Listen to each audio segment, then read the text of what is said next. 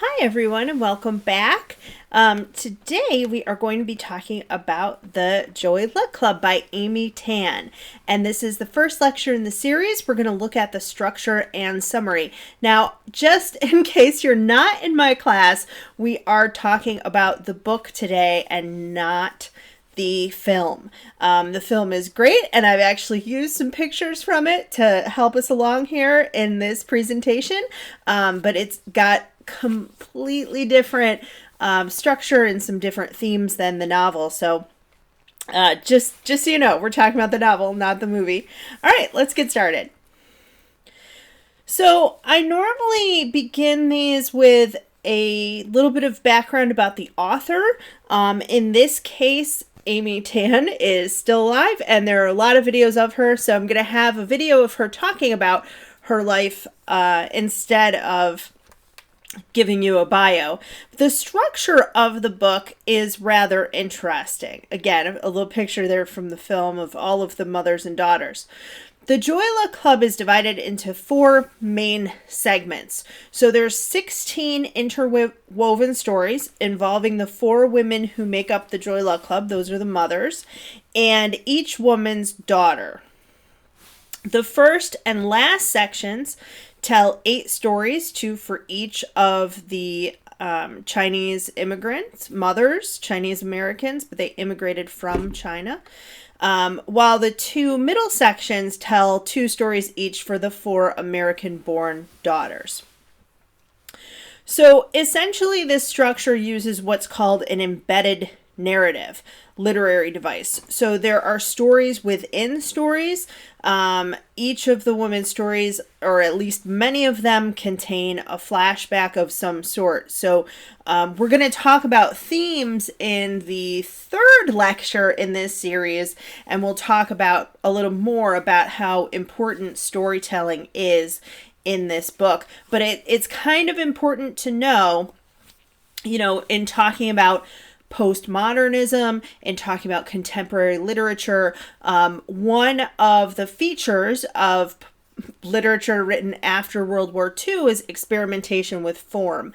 So we have a lot of flashbacks and a number of different narrators telling individual stories that then kind of interweave and come together.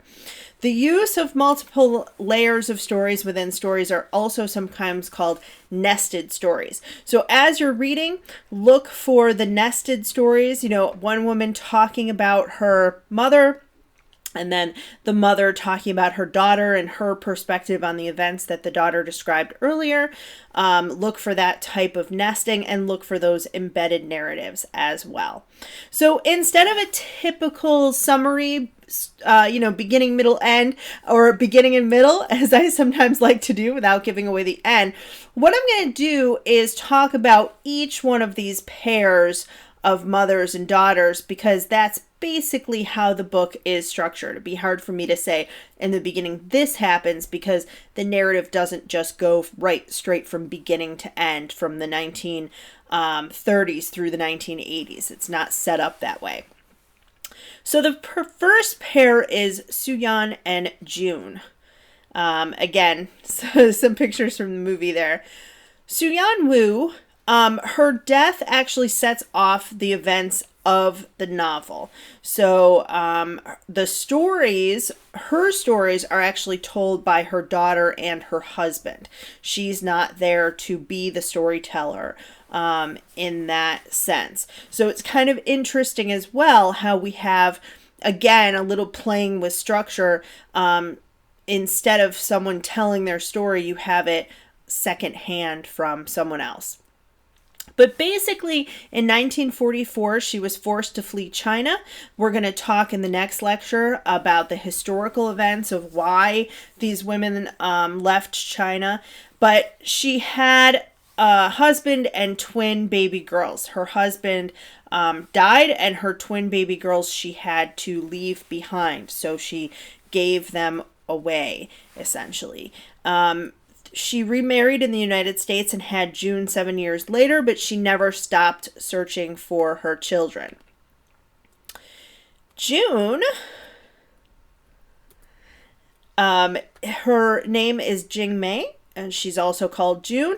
She has been called the primary narrator of this novel. I don't necessarily agree with that, but that's a number of critics and scholars talk about how she's the primary narrator.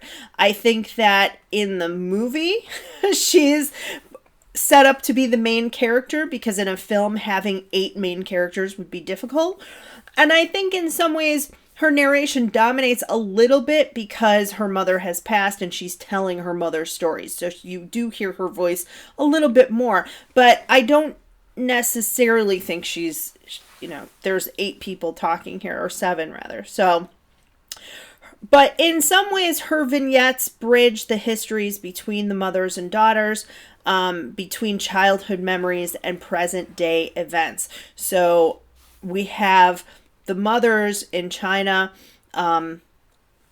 really from about 1900 up to about 1945.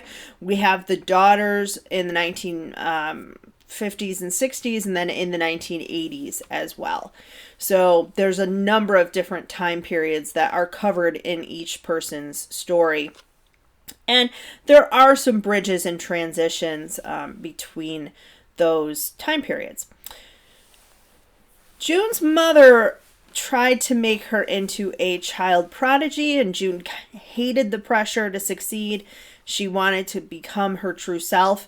In other ways, she wants to succeed. In some ways, she doesn't want to succeed. So we're going to see that in her childhood memories. As an adult, we'll see June really struggling to overcome those expectations. She kind of has a mediocre career, not much of a social life, and she's seeing all of the other daughters of the women in the Joy Luck Club who have gone on to get married and have children and have great careers, and some of her struggles with that. It's what we're going to see with her character. An-mei and Rose.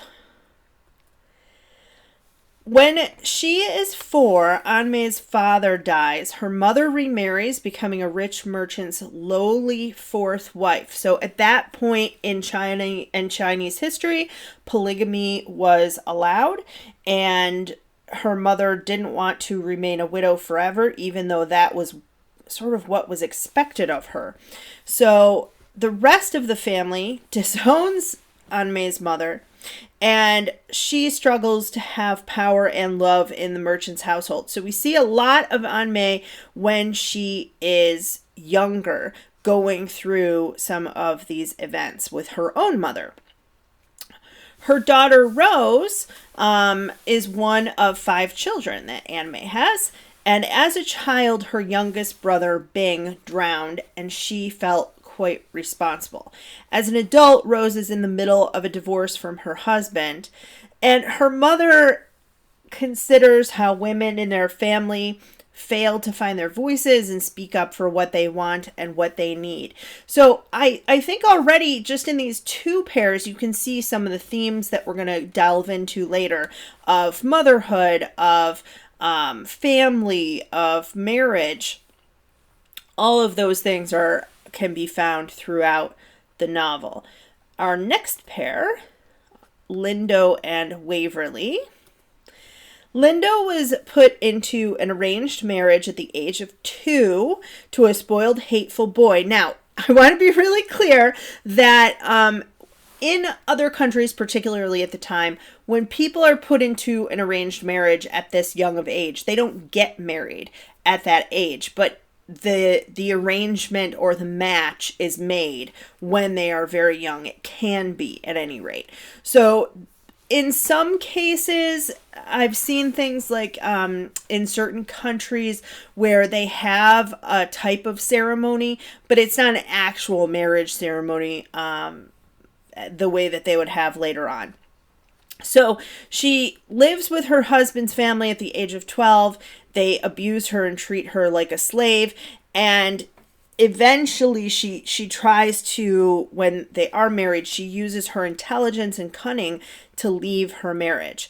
As an adult, she appreciates some of these same traits in her daughter, but feels that her daughter is too Americanized. So we start to see here the idea of conflict arise, not only within families in China, but also in the families in America, between generational differences and cultural differences as well. The difference between the old world Chinese culture and the new world American culture.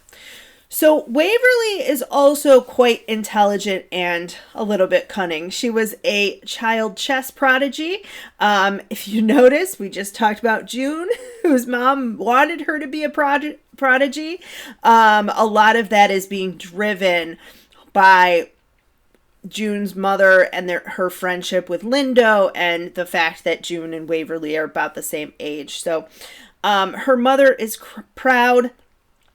But Waverly believes that her mother takes credit for her success. Now, we're going to see also, again, with this storytelling, Lindo's versions of events are quite a bit different from Waverly's. And also, Waverly is telling these events from, the perspective of a little bit spoiled 10-year-old, right? So you have to kind of take that into account. When we see Waverly as an adult, on the outside to others, to people like June, she seems quite competent. She is highly driven. She has a very successful career, but she really is not confident at all. And she thinks that the way that she was raised hurt her confidence, and she has difficulties trusting her own instincts about love, parenting, her career. She really second guesses herself quite a bit.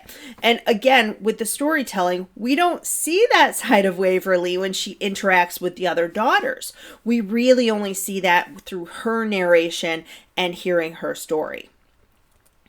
Ying-ying and Lena. Ying-ying seems quiet. She had quite a ferocious experience when she was very young.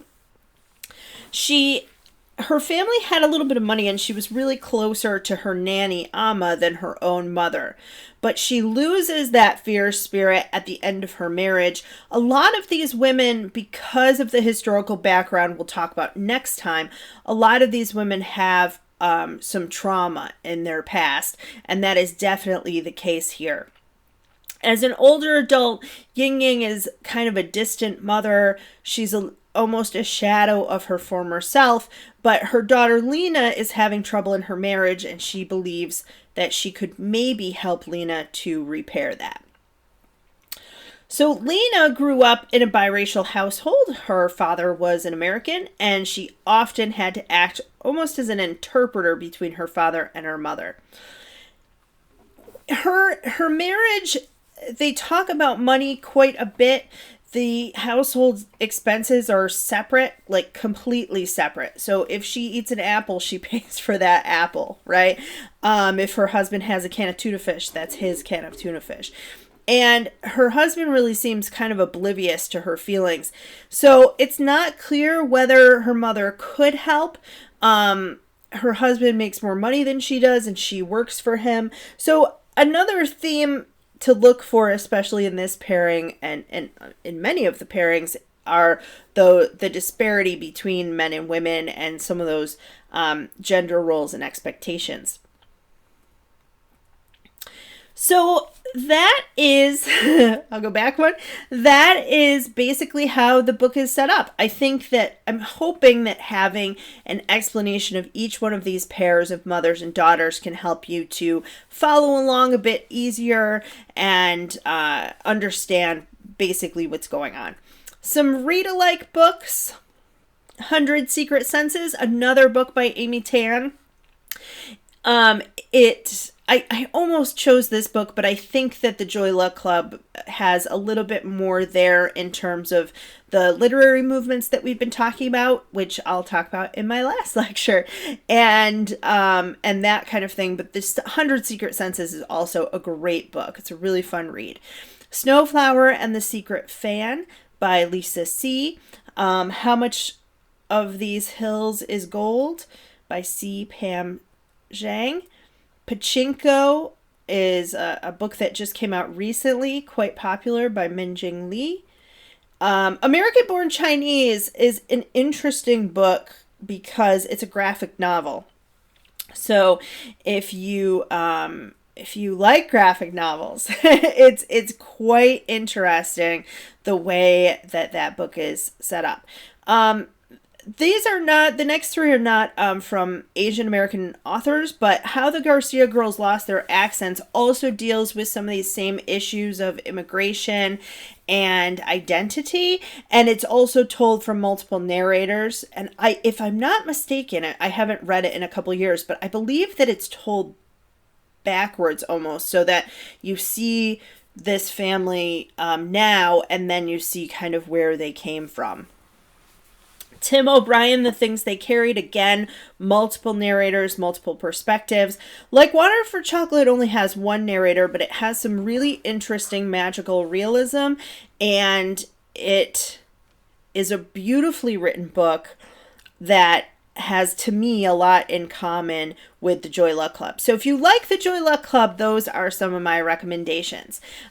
Stay tuned, because next time we are going to talk about some of the historical background for the book, things going on in the early years of these women's stories. And then after that, we'll look at themes, and then I'll talk to you face-to-face about some of the aspects of this novel and how it fits into the literary movements and traditions of American literature. So that's it. Thanks, everybody.